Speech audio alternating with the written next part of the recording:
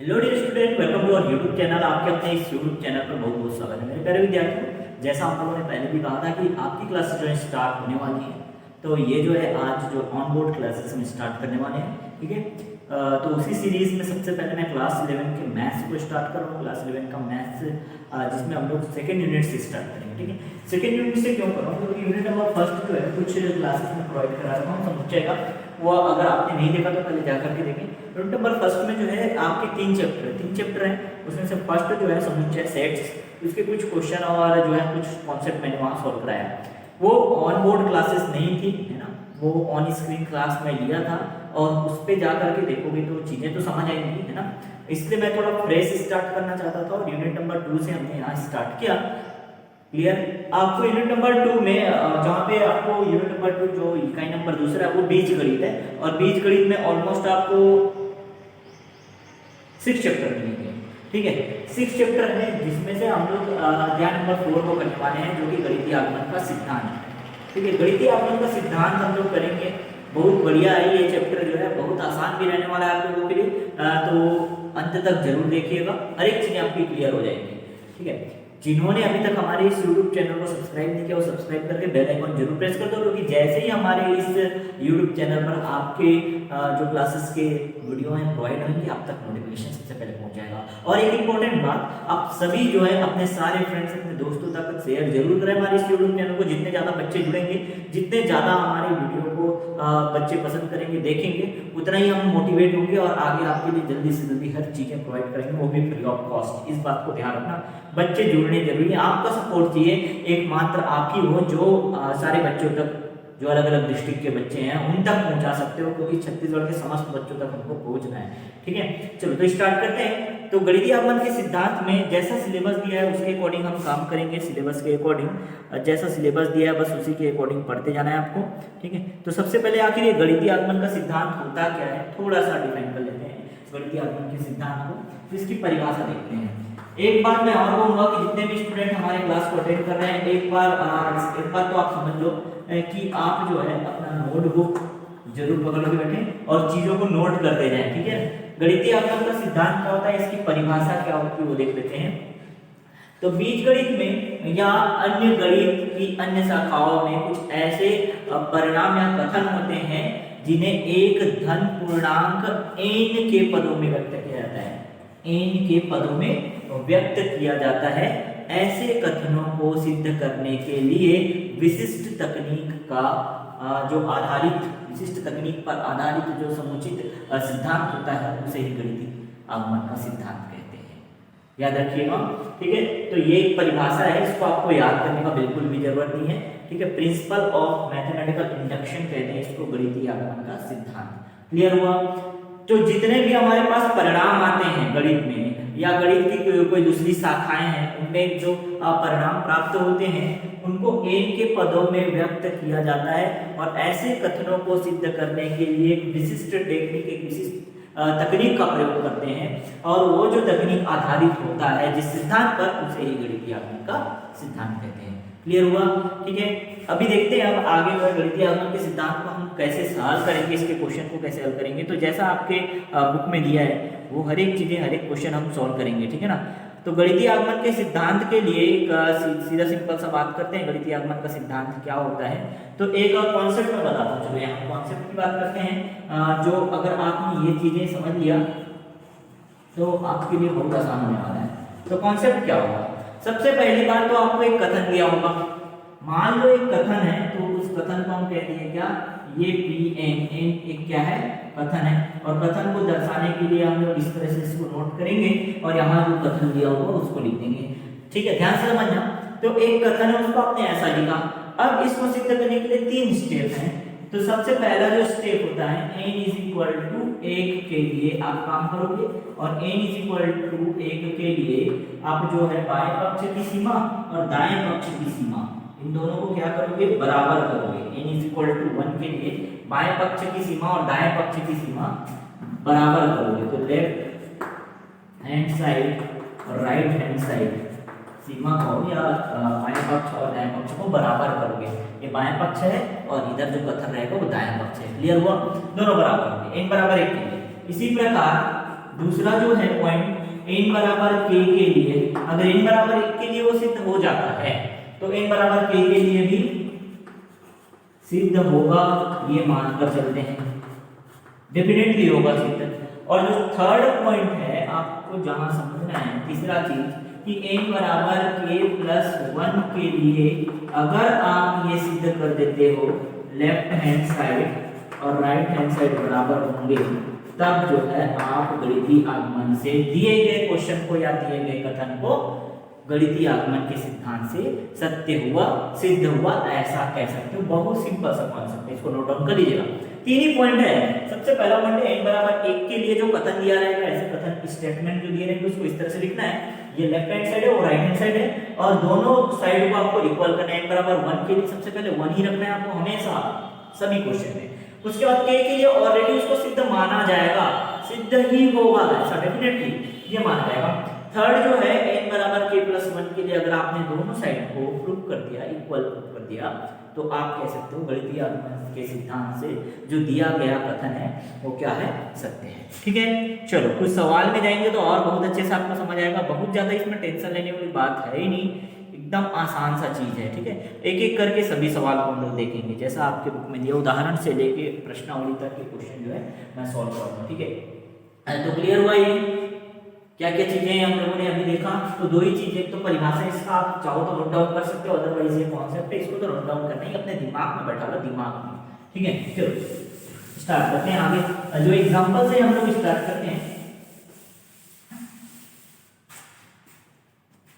चलो example number first से start करते हैं। उदाहरण नंबर पहला, उदाहरण पहला जो आपके बुक में दिया हुआ है बस वहीं से स्टार्ट करते हैं। नहीं, उदाहरण पहला हर एक सवाल हम हल करेंगे, आप उदाहरण से लेके प्रश्नावली तक जो चीजें आपसे नहीं बनेंगी बिल्कुल कमेंट बॉक्स में कमेंट करो, या तो जो है एक ग्रुप का मैं लिंक दूंगा, वहां ज्वाइन होगा क्लास 11 के पर्टिकुलर क्लास के ग्रुप के लिए। ठीक है, तो जो क्वेश्चन है ये है, सभी n is greater than equal to 1 के लिए सिद्ध कीजिए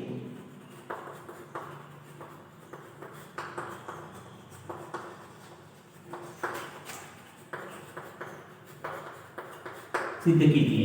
क्या सिद्ध करना है, तो यहाँ पे दिया हुआ देखो 1 square plus 2 square plus 3 square plus 4 square plus this n square is equal to n into n plus 1 2n plus 1 divide by 6। ये आपको सिद्ध करना है। बहुत आसान तरीका है जो मैंने बताया, बस वही स्टेप फॉलो करने हैं आपको और कोई भी टेंशन नहीं लेना है। ठीक है, तो सबसे पहली बात ये कथन दिया हुआ है, ये कथन है, इसको स्टेटमेंट कहेंगे। स्टेटमेंट में हमारे पास बायां पक्ष और दायां पक्ष भी है, टेंशन नहीं लेना है। ठीक है, हल करने चलो। हल करने का बेहतरीन तरीका और सबसे आसान तरीका क्या है यहाँ मैं बताना रहा हूँ, बहुत आसान तरीके से बताऊंगा और इतना आसान रहेगा कि आप जो सारे क्वेश्चन इसे मेथड से सॉल्व करोगे, बहुत आसान रहेगा, बहुत मजा आएगा। ठीक है, तो जो भी दिया गया कथन है, जो भी स्टेटमेंट है, जो भी क्वेश्चन है, उसको हम लोग कथन मानते हैं और माना कि दिया गया कथन किससे दर्शाते हैं, Pn से।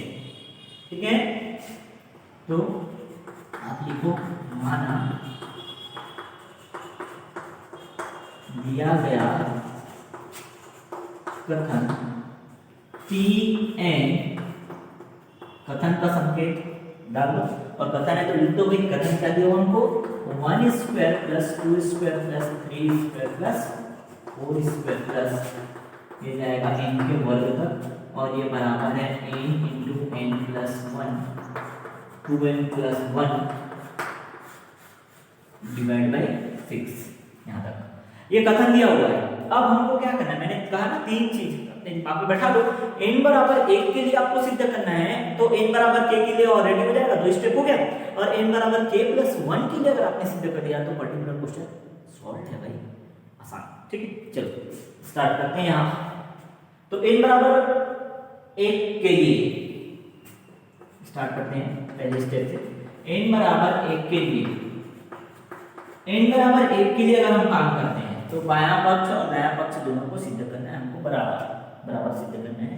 ठीक है, तो n बराबर 1 के लिए हम काम करते हैं, जो कथन दिया उसी पे मान रखना है। ध्यान से देखो, n बराबर अगर मैं यहाँ 1 रखूंगा, ध्यान से देखिएगा, n बराबर अगर 1 रखेंगे तो क्या आता है आंसर, ठीक है, n बराबर 1 रख देंगे तो, और n बराबर हम लोग जो है फिर k रखेंगे तो, ये सब चीज हमको देखना है। क्लियर? चलो, तो n बराबर 1 के लिए आपको वैल्यू पुट कर देना है, n = 1, तो इसको लिख देंगे, देखो यहाँ पे p1 वैल्यू पुट करो पूरा, जैसे कि तैसा जो दिया हुआ है हर चीज। ठीक है, तो आप जब पुट करोगे तो 1 = क्या हो जाएगा, p1 अगर हम लोगों ने रखा, ध्यान से देखो कहाँ जा रहा है, n स्क्वायर तक जा रहा है, और n स्क्वायर का जब स्क्वायर करोगे कितना हो जाएगा, 1 आ जाएगा। n स्क्वायर का क्या करेंगे, n स्क्वायर मतलब क्या है, 1 का स्क्वायर करेंगे 1 आएगा, इसको लिखिए हम लोगों ने क्या, 1। ठीक है, या आप ऐसे भी लिख सकते हो, p1 स्टेटमेंट है तो यहाँ पे आ जाएगा 1, क्योंकि जब इसको सॉल्व किया हम लोग और n की जगह में वैल्यू पुट करेंगे, n की जगह में 1 पुट करेंगे, तो इसका वैल्यू कितना होगा, 1 ही होगा ना, 1 होगा।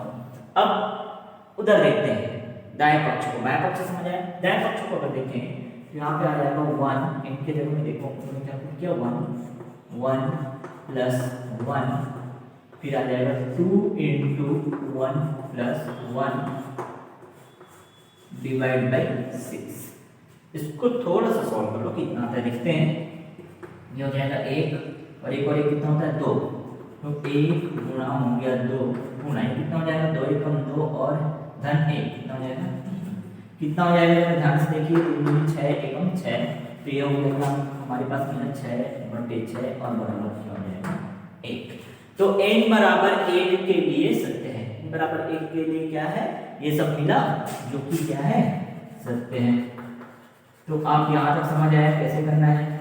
और भी क्वेश्चन है कि देखना, अभी हड़बड़ाओ मत, ये कुछ नया चीज आप सीख रहे हो, क्लास 10 के बाद डायरेक्टली अगर आप यहाँ आ रहे हो तो थोड़ा प्रॉब्लम होता है, कोई प्रॉब्लम नहीं है यहाँ तो आप, लेकिन थोड़ा सा बस बेसिक कॉन्सेप्ट रखो, हर एक चीज क्लियर रहेगा। ये बेसिक कॉन्सेप्ट यही है, आपको वैल्यू पुट करना है, पहले n बराबर 1 के लिए n बराबर 1 आपने पुट किया, ये आ गया, ये सत्य है। ठीक है, अब ये सत्य है तो किसी भी धन पूर्णांक के लिए, किसी भी धन पूर्णांक के लिए सत्य होगा ही होगा, जिसको मैंने क्या कहा, के क्या है, कोई और नहीं है, धन पूर्णांक। अगर n बराबर 1 के लिए सत्य होता है तो ये क्या होगा, किसी भी धन पूर्णांक के लिए, किसी भी धन पूर्णांक जैसे k ले लिए, k के लिए ये सत्य होगा। तो तब n बराबर k के लिए, अगला स्टेप ये है, n बराबर k के लिए सत्य ही होगा, ऐसा कह सकते हो, n बराबर k के लिए क्या होगा, सत्य ही होगा। n बराबर k के लिए तो आप n के जगह में क्या पुट कर दोगे, k पुट कर दोगे। देखो अब इसका लेफ्ट हैंड साइड और उधर राइट हैंड साइड, तो अगर हम लोगों ने रखा है यहाँ पे 1² + 2² + 3² + 4² + k², n के जगह में k रख दिया और ये बराबर हो जाएगा k × k + 1 और ये हो जाएगा 2k + 1/6। इसके लिए सत्य होगा। तो ये पूरा चीज समझ आया। पहले n बराबर 1 के लिए आपको सत्य करना है, सत्य आपने सिद्ध करके दिखाया। अब उसके बाद k बराबर k के लिए आप सत्य मानोगे, होगा ही होगा, ऐसा कहना है। उसके बाद हमको सिद्ध करना है कि n बराबर k + 1 के लिए भी सत्य होगा। ठीक है, तो इतना नोट डाउन कर सकते हो आप। ठीक, आगे चलें।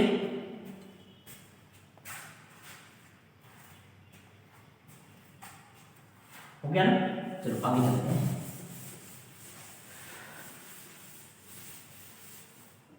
अब इतना करने के बाद ये जो आपके पास आता है ना कि n बराबर k के लिए जब वैल्यू पुट करते हो, एक समीकरण आता है, उसको आप हमेशा एक इक्वेशन दे देखो, हर बार का आदत है आप इसको इक्वेशन फर्स्ट तो याद कर, प्रथम को फर्स्ट दिया तो इसको सेकंड दे दो, और कुछ नहीं करना है। क्लियर है? तो हम सिद्ध करेंगे कि n बराबर k + 1 के लिए, अब क्या करेंगे, अब n बराबर k + 1 के लिए, तो n बराबर k + 1 के लिए जो दिया गया कथन है उसे भी सत्य करना है हमको। ठीक है, तो n बराबर k + 1 के लिए पूरा वैल्यू पुट कर देते हैं, पूरा वैल्यू पुट कर देते हैं, ध्यान से समझना। तो क्या हो जाएगा, देखो ध्यान से, यहाँ पे n के जगह में k + 1 रखना, बस ये हो जाएगा क्या, तब 1² 2² + 3² + 4² हो गया था, डैश डैश डैश करें और n के जगह में क्या रखना है हमको, k + 1² ये रखना है। ठीक है, अब ध्यान से देखिएगा, इतना हो गया। अब देखो ये 1 है, 2 है, 3 है, 4 है, 5 है, 6 है, ऐसे चलते जाएगा ये क्रम।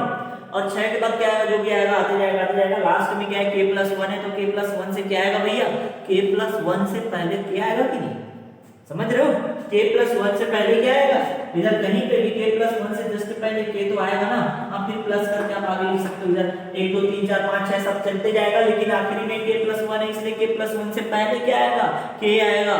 क्यों, क्योंकि अगर ये 4 है तो 4 में से 1 घटाएंगे 3 आएगा, वैसे k+1 में से 1 घटाएंगे तो k आएगा। ये बात क्लियर हुआ क्या, ठीक। तो k² कहां से आया, समझ आया। अब एक चीज ध्यान से देखो, जो आपने समीकरण नंबर पहला दिया, इक्वेशन नंबर फर्स्ट, वहां पे इतनी चीजें सेम दिखाई दे रही है, 1² + 2² + 3² + 4² प्लस k² दिख रहा है कि नहीं। तो आप क्या करो, समीकरण 1 से इतने का मान, क्योंकि आपने समीकरण 1 में निकाल रखा है, इतने का मान कितना है, इतना है ना भाई, इसको पुट कर दो उठा के, आप समझ रहे हो बात को। और जो ये है वैसे ही रहने दो, ठीक है। तो समीकरण 1 से अभी हम लोग क्या लिए, इसका बायां पक्ष लिए हैं, बायां पक्ष, विदाया पक्ष अपने आप आ जाएगा, आ गया तो सीधे हो गया। चलो देखते हैं, तो यहां से यहां तक समीकरण 1 से क्या किए, समीकरण 1 से ये इक्वेशन आपको दिखाई दे रहा है अभी, उसको उठा के यहां रख दिए। इसका वैल्यू कितना आता है, इतना आता है, तो k × k+1 2k+1 divide by क्या हो जाएगा, ये 6 हो जाएगा। इतने का वैल्यू, अब प्लस ये तो है ना k+1 आप पुट कर दो यहाँ तक क्लियर हुआ क्या, पूरा हर एक चीज यहाँ तक आपको समझ लेना है, कैसे कैसे किए सारे एक चीज आपको क्लियर हुआ, ठीक है। अब बस इसी को सॉल्व करना है, किस तरीके से सॉल्व कर सकते हैं, इसको सॉल्व करते हुए हमको वहां तक पहुंचना है और कुछ नहीं, ठीक है। अब यहाँ तक पहुंचेंगे तो क्या होगा, इनके जगह में k+1 रखा है, यहाँ पे भी k+1 रखा है, यहाँ पे भी k+1 रखा है, बस वही तो आना चाहिए, वही आना चाहिए, ठीक है। तो इसको सॉल्व करते हैं, अगर सॉल्व करते करते वो कंडीशन ले आए तो फिर क्वेश्चन खत्म, ठीक है। चलो ये क्लियर हुआ, इसलिए इसको मैंने अभी तक मिटाया नहीं था, इसका यूज था आपको बताना था, अब नोट डाउन कर लिए पूरा चीज है। चलो इसको सॉल्व करते हैं। अब यहां से थोड़ा सा दिमाग लगाओ, कैसे सॉल्व कर सकते हैं इसको, तो एलसीएम ले सकते हैं लघुत्तम समापवर्तक, यहाँ इसके साथ लघुत्तम समापवर्तक लिया और ये हो जाएगा k × k+1 2k+1 और प्लस क्या हो जाएगा 6 × k+1 होल स्क्वायर। इस बात का विशेष ध्यान रखिएगा, इस बात का विशेष ध्यान रखना है कि अगर हम लोगों ने यहाँ पे k+1 रखा तो इधर भी k+1 रखा है, हर एक जगह में जहां जहां पर n है, और उसी को सिद्ध करना है हमको। तो एक ऐसा यहाँ पे इसको सॉल्व करो, क्योंकि आंसर तो लगभग यहीं से आ गया, अब बस आपको सिद्ध करना है कि जहां जहां n है वहां वहां k+1 दिखाई दे, मतलब n तो k+1, फिर n+1 है तो k+1+1 ऐसा दिखाई देना चाहिए, ठीक है। चलो कोशिश करते हैं, ये अपॉन में क्या आएगा 6 बटे में, यहाँ भी 6 आ रहा है, कोई प्रॉब्लम नहीं, बढ़िया बन रहा है, ऐसा लग रहा है ना। अब k+1 ध्यान से देखो, यहाँ पे भी और यहाँ पे भी लघुत्तम ले लिया जाए तो क्या फर्क पड़ेगा, क्या लघुत्तम ले सकते हैं। देखो ध्यान से, यहाँ पे भी k+1 है, यहाँ पे भी k+1, 2 बार है, तो आप देखो इसमें से और इसमें से k+1 को आपने क्या लिया, लघुत्तम ले लिया, k+1 हम लोगों ने कॉमन लिया यहाँ पे, तो बचा क्या हमारे पास रिमेनिंग, देखो ये हो जाएगा k, फिर इनटू में हो जाएगा 2k+1, ठीक है, प्लस यहाँ से क्या हुआ 6k+1 एक बार बाहर निकला, यहाँ तो 2 बार था ना, एक बार निकल गया बाहर, तो क्या बचा k+1 बचा, ये ब्रैकेट क्लोज कर दो, अपॉन में क्या आ जाएगा, यहाँ 6 आ जाएगा, ठीक है। पूरा क्लियर हुआ, ये जो हम लोगों ने 3 स्टेप अभी आपको बताया, ठीक है। अब ध्यान से, क्योंकि यहाँ पे इसी रूप में लाना है, मुझे ये भी देखना है, उसको देखते हुए चलना है, वहीं से आंसर आ जाएगा हमारा, बहुत सिंपल है। तो इतना तो आप लोगों ने हल कर लिया, ठीक है, k+ बनाया। अब इसको सॉल्व कर लो, थोड़ा सा इसको सॉल्व कर लेते हैं, थोड़ा सा सॉल्व करने के बाद देखते हैं उसको तोड़ सकते हैं क्या, अलग अलग ये सोचा जाएगा, क्लियर ना, उसको सॉल्व कर लेते हैं। चलो तो ये सॉल्व कैसे होगा, देखो ये हो जाएगा k+1, हमको वैसे n की जगह में n+1 मतलब k+1 चाहिए, आप k+1 मिल गया, ठीक है। एक चीज, अब यहाँ पे भी k+1+1 चाहिए, अब उसको कोशिश करते हैं, पहले तो यहाँ हम लोग इसको तोड़ लेते हैं, ब्रैकेट को ओपन कर लेते हैं, ये हो जाएगा 2k² + k प्लस इसका, देखो 2k², इसका पूरा किससे किए, इससे किए, फिर 2k² हो गया, फिर इसका पूरा इससे किए तो प्लस k हो गया। अब आगे, अब इसकी बारी, 6 का मल्टीप्लाई करेंगे तो 6 के हो जाएगा प्लस 6 का x से करेंगे 6 के हम 6 हो जाएगा। यहाँ तक क्लियर हुआ क्या? ठीक है, अपॉन में कितना हो जाएगा? ये हो जाएगा 6। यहाँ तक क्लियर हुआ। अब देखो आपको उसी रूप में लाना है। इसके साथ आप क्या कर सकते हो? क्या इसके साथ खेला जाए कि आपको उस रूप में मिल जाए? ठीक है, तो ये 2 के स्क्वायर है, ध्यान रखिएगा 2 के स्क्वायर है, तो इसको कैसे लिख सकते हैं? उसी रूप में लिखूंगा मैं, तो ध्यान से देखो उस रूप में लिखेंगे तो क्या गलत हो जाएगा क्या? आप ध्यान से लिखना, एक स्टेप बस आपको और है। चलो इधर बना देता हूं मैं, इसके बाद जस्ट उधर बना देते हैं। ठीक है, तो ये अगर आपने इसको ऐसा लिखा, देखो k+1 n चाहिए था, हाँ भाई k+1 n के जगह में k+1 रखा था, रख दिए। यहाँ पे क्या चाहिए हमको? n+1 मतलब n के जगह में k+1 रखेंगे तो ये हो जाएगा k+1 + 1, होगा कि नहीं? n के जगह में k+1 रखेंगे तो k+1 + 1 रख दिए। ठीक है, ये कर दिया। फिर ध्यान से देखिएगा, फिर हमको क्या चाहिए? यहाँ पे 2 एक्स्ट्रा है ना, 2 को निकाल दो बाहर। चलो एक कर्ली ब्रैकेट लगा देते हैं 2, फिर n के जगह में k+1 तो 2 है ना, याद रखिएगा। यहाँ पे एक छोटा ब्रैकेट भी लगाना पड़ेगा, n के जगह में k+1 रखना है, 2 है। ठीक है, तो 2 × k+1 फिर प्लस 1, ये हम लोग डाल सकते हैं, बिल्कुल डाल सकते हैं। क्यों? ये बता रहा हूँ मैं। अब अगला स्टेप जो था यहाँ तक आपने किया, उसके बाद आपको कुछ करना नहीं है। आप तो आपके लिए एक रामबाण तरीका मैंने बताया कि भाई जो आपको क्वेश्चन में दिख रही है वो सिद्ध होना ही है, टेंशन वाली बात नहीं है। आप उसको तोड़ने के बाद ये आ सकते हो। देखो जैसे मैंने इसको तोड़ दिया, अब तोड़ दिया तो क्या मिला मुझे? यहाँ ध्यान से देखिएगा, ये एक्चुअल में क्या है? k+2 है, कोई प्रॉब्लम नहीं ना। यहाँ पे देखो एक्चुअल में क्या है? ये एक्चुअल में क्या है? ये है 2k प्लस कितना हो जाएगा? 2 + 1 ये हो जाएगा 3।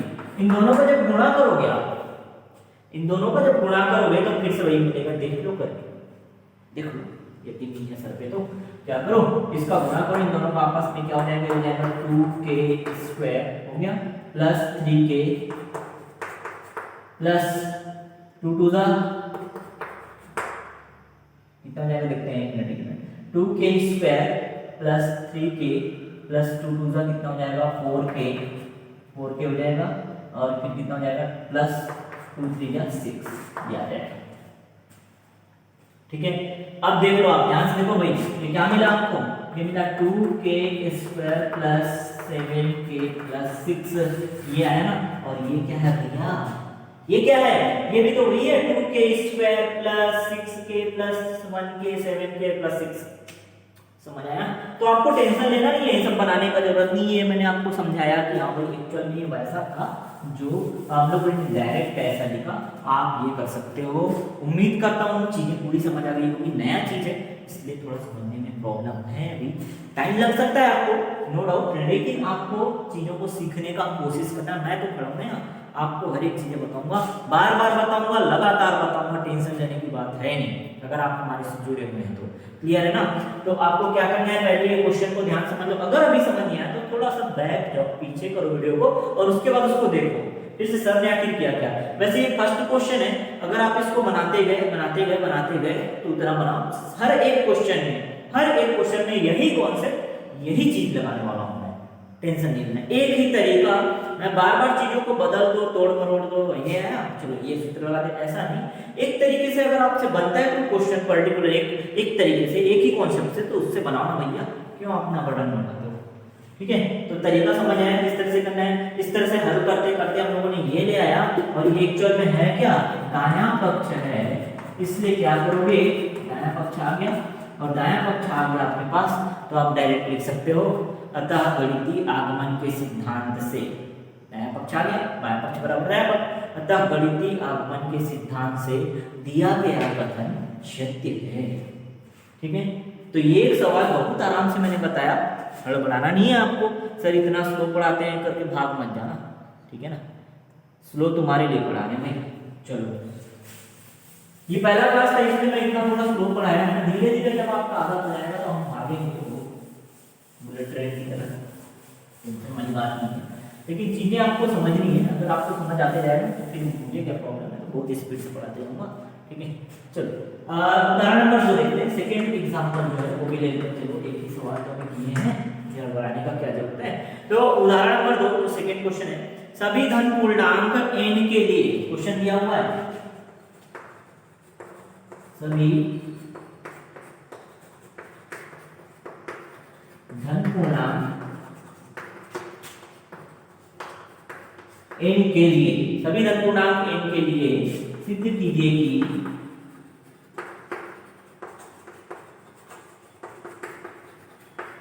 सभी धन पूर्णांक n के लिए सिद्ध कीजिए कि 2n is greater than n।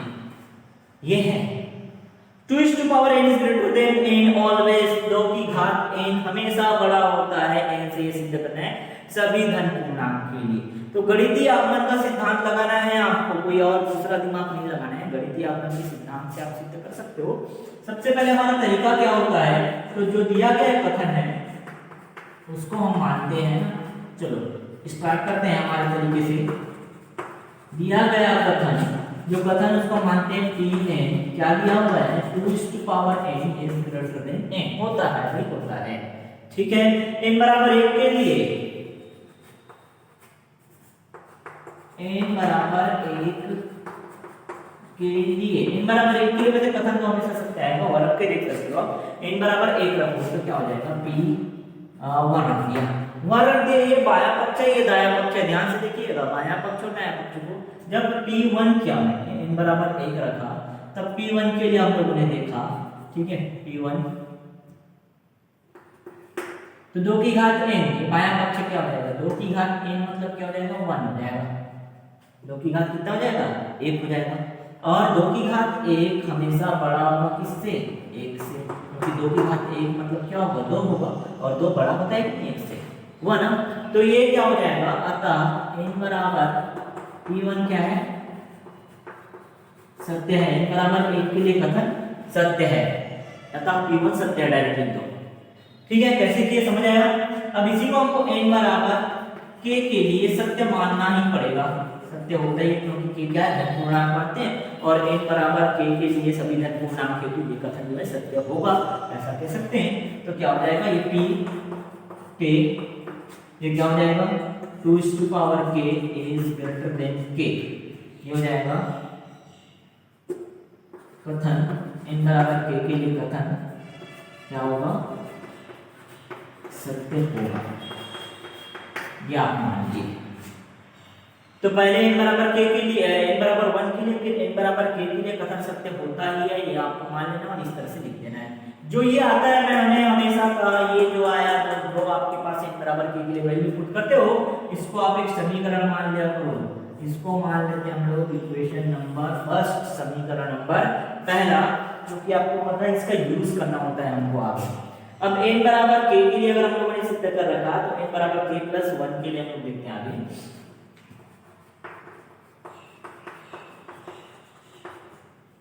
n बराबर k प्लस 1 के लिए क्या हो जाएगा, p k प्लस 1।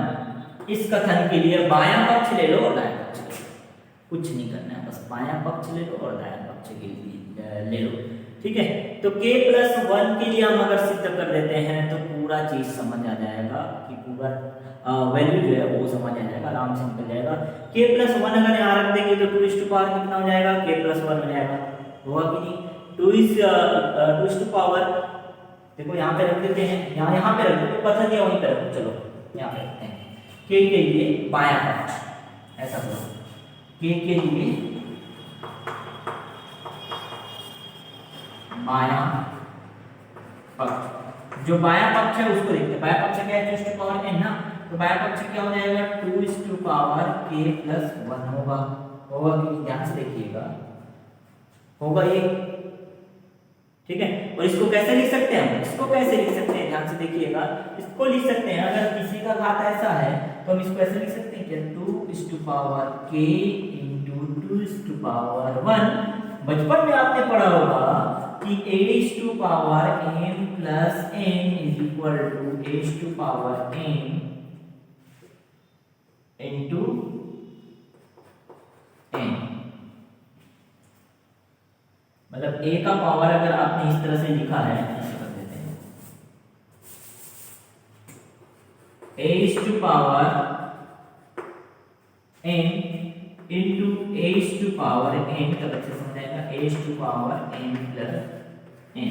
आपने ये सूत्र तो पढ़ा होगा ना, बस उसी का प्रयोग करना है आपको। हाँ भाई, अगर किसी का घात जो है जुड़ा हुआ है, अगर आधार समान है और घात जुड़ा हुआ है तो उसको आप अलग अलग ऐसे तोड़ सकते हो।